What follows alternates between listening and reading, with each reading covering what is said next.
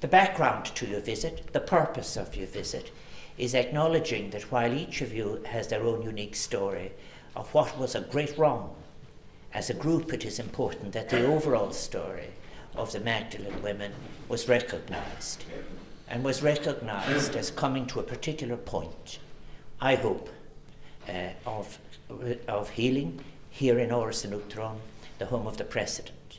Mar Uachtaráin here, I'm very pleased to mark with you what I hope is an important milestone in a long and difficult journey for you.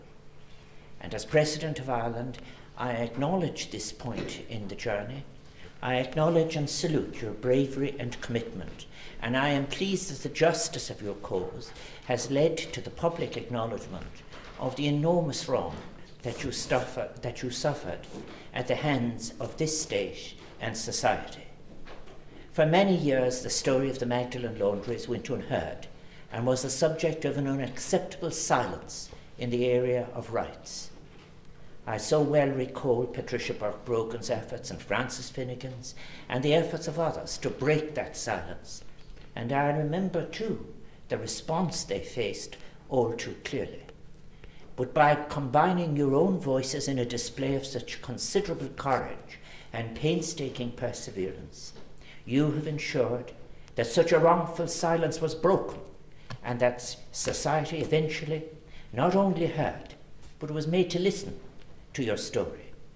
That story was a story of a terrible wrong, a failure to recognise and to respect the dignity and human rights of some 10,000 women and girls who over a period of 70 years were placed in the Magdalene Laundries. That failure has now been recognised by a state and society who once were willing to look the other way. That recognition was achieved due to your own indefatigable efforts, and I so congratulate you on that, and the efforts of those who assisted you in the tasks of advocacy.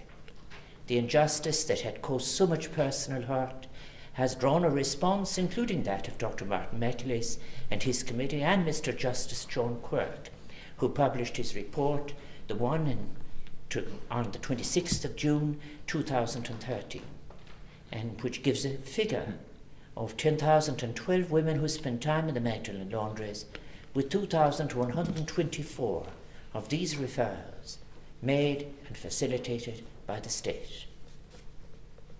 Your story has caused important questions to be asked so as to ensure that such mistakes of the past might never again be repeated. The lessons from your experience must be learned if we are to create a just and inclusive society, one that is truly participatory, allowing all of its citizens a voice and the right to be treated with respect and decency, and above all their human rights respected. You have shown Irish citizens the value of working together, a gabhar le céile, fusco céile, of harnessing the strength that really comes from working behind a collective will to change things for the better. And your actions have demonstrated as well something that is very important, the transformative potential of challenging and changing long-held attitudes and mindsets.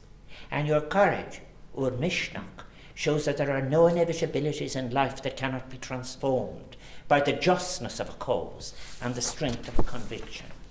And now, your elan shared as you continue on your personal paths through life, my wish for you is that it is with a sense of peace and resolution. I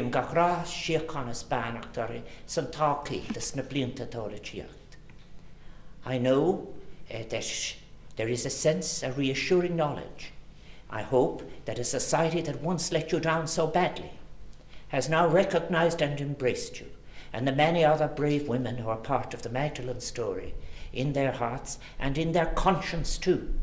It has been a great privilege to meet with you here today as citizens who represent a period when the rights of womanhood were not fully recognised in Ireland, and also as citizens who represent the dedication, commitment, tenacity and courage that is always so essential to creating a real and positive change in societies beyond Ireland across the globe. Earlier this year, Sabine and I hosted a reception here in the Áras to mark International Women's Day, a day which celebrated the advances for women in our world. I stated then and I state it again now, that such advances are advances for all of us, men and women, as we work to create a humane and equal world. So may I thank you for all you have done, with your suffering, to help create that better world.